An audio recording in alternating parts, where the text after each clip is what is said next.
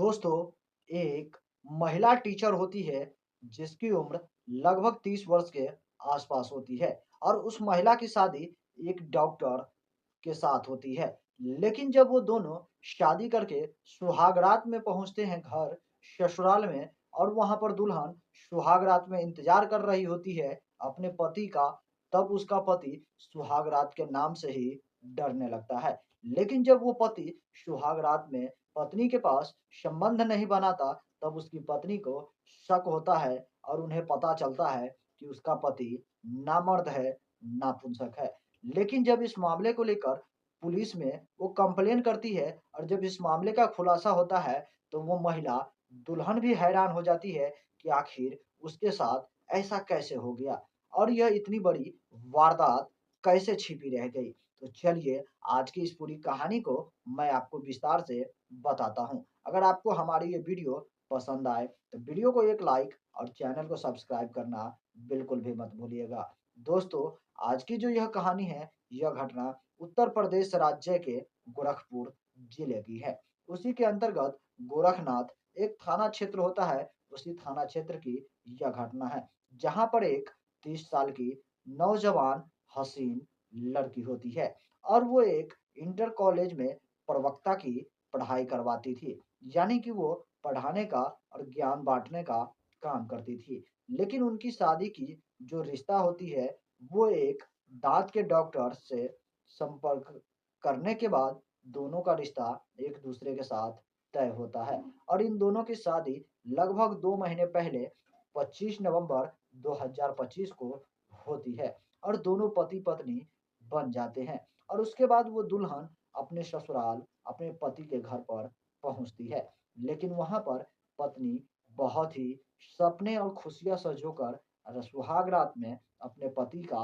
इंतज़ार करती है। काफ़ी समय बीत जाते हैं, लेकिन उसका पति उसके कमरे में बहुत ही देरी से आते हैं और जब वो इंतज़ार करती है कि उसका पति उसके साथ शारीरिक संबंध बनाएँगे, तो उसका पति उन्हें जवाब देता है कि उसे शर्म हो रही है, उसे डर लग रहा है, इसलिए वो उसके साथ शारीरिक संबंध नहीं बनाएगा।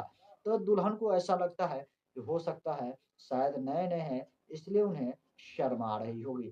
तब वो दुल्हन अपने पति का इंतज़ार करती है, लेकिन लगभग 20 दिनों तक वो वहाँ पर रहती है, लेकिन उसका पति उसके साथ कोई भी रिलेशन नहीं बनाता है और वो महिला चाहती है खुद ही कि अपने पति के साथ शारीरिक संबंध बनाए, तब उसका पति उससे दूर भागने लगता है। जिसके बाद वो महिला टीचर को यकीन हो जाता है कि हो ना हो उसका पति नामर्द है, नापुंसक है और जब इस मामले में वो अपने पति से पूछताछ करना शुरू करती है, तब उसका पति इस बातें को बिल्कुल भी नहीं मान रहे थे।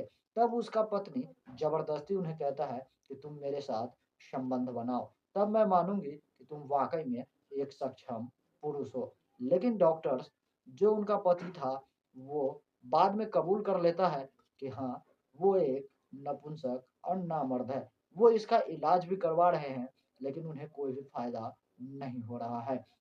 जब यह मामला की जानकारी उस टीचर महिला को हुई जो दुल्हन बनकर आई थी, तो वो हैरान रह गई और वो फ़ौरन ही इस घटना की जानकारी अपने माता-पिता को देती है और उसके माता-पिता उन्हें लेने के लिए आ जाते हैं और वो लोग वहाँ से सीधे डायरेक्ट पुलिस स्टेशन पहुँचते हैं और वहाँ पर वो अपने पति और अपने सास-ससुर के खिलाफ एफआईआर दर्ज करवाते हैं।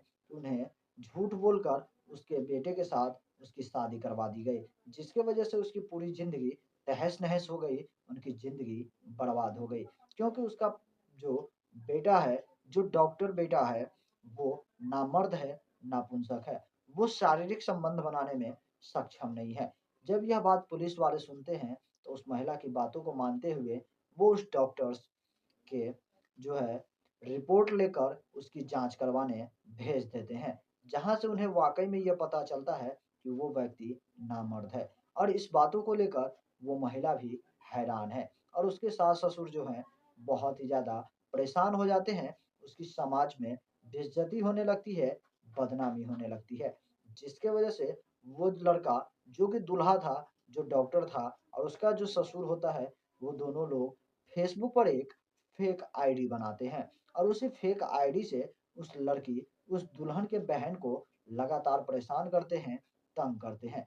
जब इस मामले को लेकर उसकी बहन पुलिस में शिकायत करती है और जब पुलिस छानबीन करते हैं तो उन्हें इस मामले का खुलासा होता है और उन्हें पता चलता है कि यह जो फर्जी आईडी, फेक आईडी बनाकर लोगों को डराया जाता है, धमकाया जाता है, अश्लील बातें कही जाती है, भद्दी-भद्दी गालियाँ दी जाती है, यह सब फेक आईडी के द्वारा यही डॉक्टर्स और उसके पिता करते हैं और इस मामले में पुलिस वाले कड़ी एक्शन लेते हुए उन दोनों को गिरफ्तार कर लेते हैं और उनके ऊपर जो भी कानूनी कार्रवाई होगी वो की जाएगी। लेकिन हैरानी की बात थी कि एक दुल्हन जो कि सपने संजोए होती है कि वो अपने पति के साथ कई तरह के लम्हे बिताएगी, कई सपने को पूरा करेगी, उस लड़की की, उस दुल्हन की सपने यूँ ही खामोशी के साथ बीतती रह गई।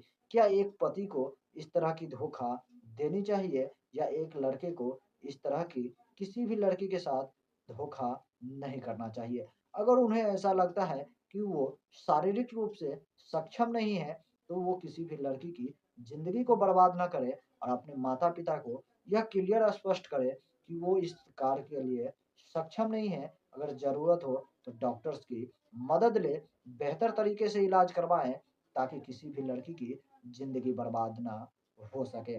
बाकी दोस्तों, इस अजीबो-गरीब घटना को सुनने के बाद आप लोग क्या सोचते हैं? हमें कमेंट करके ज़रूर बताइएगा। तब तक के लिए दोस्तों, इस वीडियो से मैं विदा लूँगा और फिर मैं मिलूँगा आपसे अगला एक नई एपिसोड में, एक नई कहानी के साथ।